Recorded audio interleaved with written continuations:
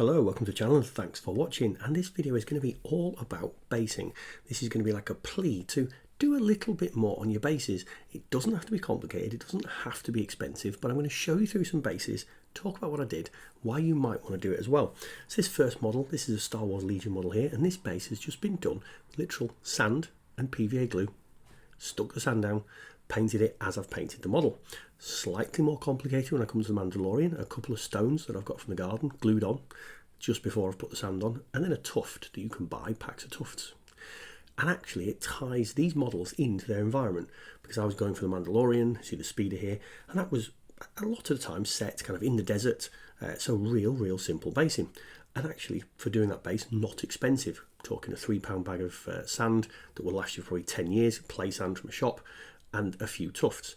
Here, a similar thing with bolt action, but the tufts are a little fancier with little flowers on, little things like that, but the basing again itself was fairly simple. Moving on here, this could look like sand on the base, but it isn't. It's Vallejo texture paste, a little bit expensive, maybe a £6 pot of paste that you put on the base rather than sand, so moving up in cost. And actually there's lots of skulls on the base. Now these skulls, I think, really pull the base into that evocative 40k, something grim and awful is going on, really fitting with Nurgle, really fitting with that kind of thing. And this skull set I'm going to show you here, I think is one of the best sets you can get. Not an advert for Games Workshop, one of the best sets you can get. It's about £10–12, but honestly this will do you hundreds and hundreds of bases, all sorts of different skulls, whether it be demon skulls, orc skulls, whatever skulls. And that can do a real simple but evocative base for 40k. That's kind of what I'm saying with these bases. They don't have to be expensive, but they really do add character to your army. So this one here's a Sister of Nurgle from years ago, and this is a cobblestones on the base, and I'll talk you how I've done them in a second. So cobblestones with some like Nurgle stuff on the floor, interesting. The Marines here, these are Bequest miniatures. Here, so they're not actually 40k ones, but they're boarding a spaceship. You see there's some of the hash markings, some of the stuff on the base there really makes you think, oh, it's a spaceship. And you see on this base here, it's sand as well, and a bit of sprue from a spare old model. Now, how have I done those bases? This is with the Necronic roller in this case, but these are Green Stuff World rollers, and these rolling pins are textured pins that you put some milliput or green stuff down onto the base, you roll it out and it pushes that texture into the base. So I've got ones for cobblestones, I've got spaceship ones, I've got some Sister of Battle ones, which I'll see you later. Makes a really nice effect. And so what I'm saying is here, I'm getting more complicated as the base goes on. I'm adding in more tools and equipment as time goes on, and this has been for me a gradual build. So the Dreadnought you just saw there, that's one of the latest models I've done, and that combines, the Green Stuff Wood rollers, it combines a bit of sand, it combines spares from sprues I've done before in terms of the Nurglings, and keeping spares is a brilliant way to add some character to your base. This one is the Salute model. I showed this one on the channel, and this is done with spares I've collected from coffee shops. Literally the coffee stirrers cut into pieces to make the planks of a ship. And then the tentacles you can see there are sculpted by bits of green stuff, and it really adds that kind of idea of what is actually going on with that base, rather than just sticking her onto a plain base and you think, oh, it's just a pirate. Again, everything I'm talking about, kind of, there are videos on the channel for, and I will try and remember to do a basing playlist at some point to put them all together, but everything is kind of shown. So this here, you showed the captain there. Well, that was fairly basic, bit of sand, bit of tufts, but the army he goes with, the bases are fairly complicated. So you look at the tactical warsuit here, yes, there's just sand and tufts, but then we've also got a river flowing through it and some resin and those kind of things going on there. So what I'm going to show in the background here is this river resin base that's being done for the Space Marine army I'm kind of building up to at the moment. So why a base is important. I mean, look, they're not in the grand scheme of things. You could leave them black, you leave them whatever. But I find when we're playing with these miniatures, especially a big base like we're looking at this here, if you leave it black or you just paint it green, although actually old school 1980s green, if you were to do that with the whole army, you would get the ultimate kudos and respect and you would win the basing game. But when you're doing this, if you're playing your army, you stand 3–4 feet above where your models are, and if you're playing with 30, 40, 50 miniatures and all you're seeing is a sea of black bases, that's what your army comes off as. Your army comes off as these boring black bases. Back to this in a second. This was some UV resin. It was running out. I picked up some Diorama FX, which is a basing material from Vallejo to do river texture. So I thought, right, I'm not just going to trust that this is going to work the same way as the UV resin I've used before. So I tested it on the base. So I put a lot of the paste onto the base there, a real thin layer, medium layer, going thicker and thicker, making some different peaks and shapes. Left it to dry. This was 12 hours. As you can see, the thin parts dried instantly, look really good. This was 24 hours. Again, looks a lot better. And then I filmed it the next morning, 36 hours, etc., just to see how it's going. And you can see the progress of the base actually in the background, so it shows you the kind of passage of time. yeah, just to test it. So what we recommend, if you ever get any new equipment, new materials, new products, new whatever, test it on something you don't mind ruining first, rather than going straight into your base. Anyway, so I digress. So yeah, ran out UV resin, testing some new equipment. So progressing with the base here, super glue, some rocks, and these are rocks from the garden, so real cheap. So yes, anyway, when you're playing with an army like this and the whole base is, say, black, that's what comes off from your army. When you're actually playing and your base has been done really interestingly, you've got bits of equipment on there, you might have bits of old sprue, or you might be doing something like this. That's what your army comes off as, and you look at it as a whole and it makes your army cohesive, and it's a bit of cool, and it's a bit of fun just to play with bases. So I'm going to talk you through what I've caught up in the background. So I've done a mini put and green stuff mix and put that onto the base. I used an edge of a bit of slate that I literally picked up from the garden, and to push texture into the edge of that mini put and green stuff. And what we're doing is we're doing a riverbed. Into that riverbed I've then glued rocks, which again got from the garden. The actual bits of tiny bits of slate that I've glued on, I actually got that from a kit about 20 years ago. Games Workshop did a basing kit. Don't use that little bits of slate very often, don't use it very much, so it's lasted me a long time. I've then glued sand on, and that literally is a big bag of play sand I bought 10-15 years ago for about £3. You know, for a kid's sand pit, you can go into a model shop, you can go into a toy shop, you could get sand from anywhere, but I really recommend play sand, and you get some anywhere really, a lot of places, but you'll get a big bag for not a lot of money. PVA glue onto the base, as you saw me pasting on there, and then just either sprinkle sand on it or dip it into the sand. I forgot to film that part. Then paint it like you're painting the rest of your model. So this here is just normal paints. That's exactly what I would do with the model. Even with the wash step, you can see here that I do with my models. Now I've got a much more in-depth how to do river bases video later on. But all I'm trying to do in this video is kind of inspire you to really try and push the boat out on what you're doing. Now, I'm not the world's best painter or baser or whatever, but I really do think that my models have been lifted so much by doing bases a little bit more interesting. And I think it's a great way, again, like I said before, of tying your army together, making them look consistent, like they are in one place.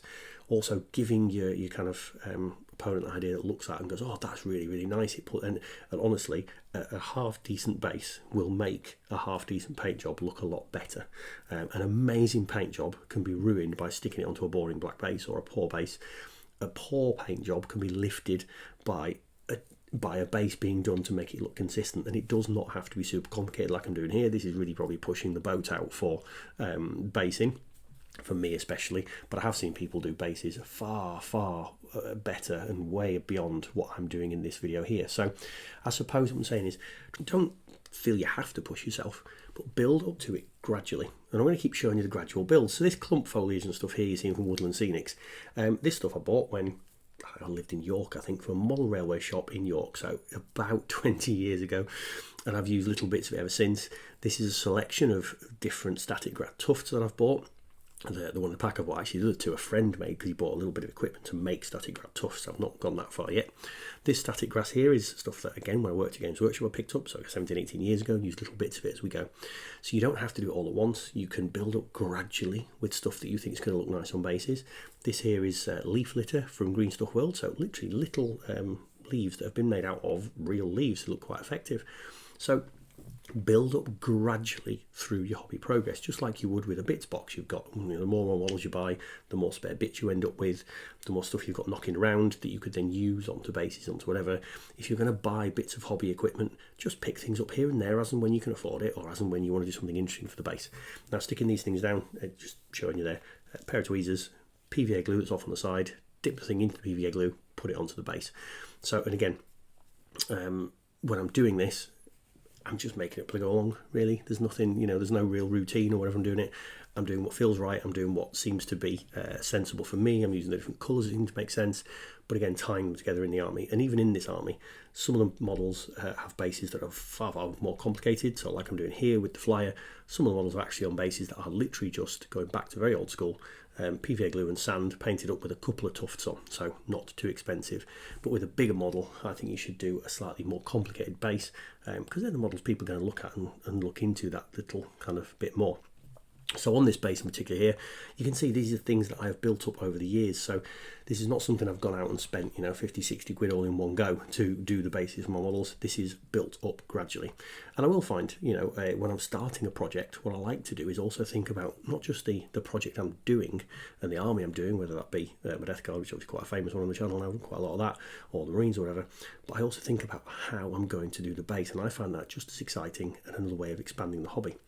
So I'm going to show you another example of trying something new and different equipment. You've seen the green stuff with UV resin there, and that actually was kind of running out. You can't tell how much is in there really because it's a solid plastic pot, but you could tell it was nearly run out. So I needed some more UV resin. Went to my couple of local gaming stores that I would pick stuff before, it's out of stock. Went to the usual seller online that I would buy the UV resin for, and it was out of stock. Normally I wouldn't rush, wouldn't bother me, I'd just wait till it comes back in. This is a product I quite like. But as I'm doing this voiceover now, I'm actually in London at a friend's house playing some games. Gaming group and I that have known each other since university days 20 years ago, we get together about every 12 weeks just to play games, also go out for some dinner, that kind of stuff. And that was this weekend, and I wanted to get the base done before I went. Don't have to have painting models. We don't have a rule about you have to come with painting models, but I like to make sure I have at least, you know, put some effort in, the 3-colour, all that kind of stuff, but to bring our painted army down. And I wanted the base to be done. So I ordered some Amazon UV resin, or just a company found Amazon, and actually it's worked out really, really well and a lot cheaper than the Green Stuff World stuff. And what I'm doing here again, as I would say with anything, whenever you buy any new product, test it in a way that's not going to damage your models if it doesn't go right. So I put a little bit on the base, far more liquid than normal Green Stuff World resin. And you saw the first time round, as this going super speed, put a little bit on. It was really runny, so I used a little UV pen, again bought this thing for £1, just to start it setting. Then used the tool that they sent with you just to move it around a bit, see how it works, see what it plays with, and then again banged it with a UV pen for about 45 seconds to sort of get it dry. And it is now dry. I'm tapping it and it's dry, and I'm doing this really because I wanted to see how this product behaves when I start to use it. Definitely worth wasting a bit of it like this to test, to make sure it's going to function properly before you start putting it onto your bases. You wouldn't want to ruin a model when you get through there, hence why I tested the Vallejo paste before and realised that's not going to work for my purposes of how deep I want this water.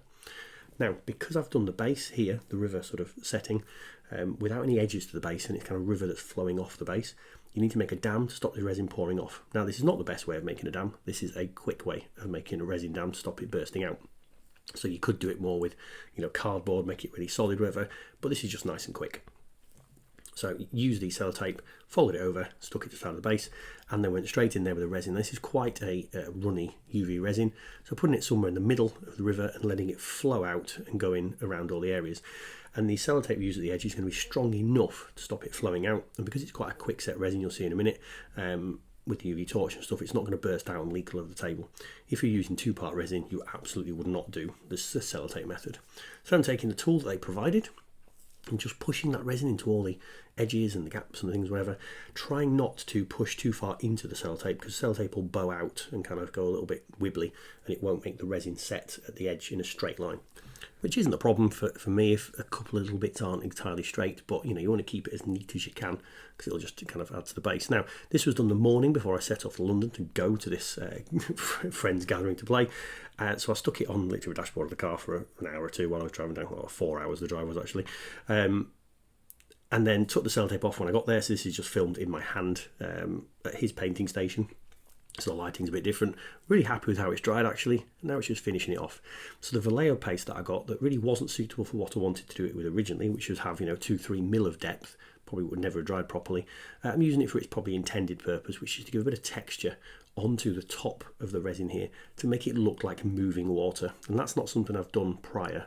The water bases I've done before look very, very flat. So actually I've added in a new sort of hobby material that I'll probably be using over the course of the next 10-15 years now, and actually will give a little bit of vibrancy to my bases, which I'll go back and I'll probably add to my previous ones, so you can see there before it dries. Now, because I was in a friend's house and there's 4 or 5 different armies have descended and he's got a big collection himself, I thought it'd be fun to just go through different bases. So this is a Space Marine base, and I think this is spare parts from previous kit with a bit of sort of mesh in there. This is a Nurgle demon base, quite funny playing against Nurgle, which again is just sand, but then actually you use some UV resin and things mixed with the colour around the base there, so fairly simple but really evocative. This is done with one of those green stuff wood rolls you've seen before, but this is the one that's the Sister of Battle, that's not what it's called, but fleur-de-lis and stuff, and then blood effects on the base to make a really violent looking Ogrin. Fleur-de-lis onto the base there, again with a roller, fairly simple, but actually really evocative when you saw the whole force together and you saw those Ogrins all together. This one is a creature caster miniature, really crazy greater demon, really vibrant, but a really simple base with bits of slate, bits of sand, like I talked about before, not really any expense, but it makes it look good. Now, because I'm here, show this on the channel again, this is now an expensive base. This is a Warlord Titan stood on top of an Orc Stomper.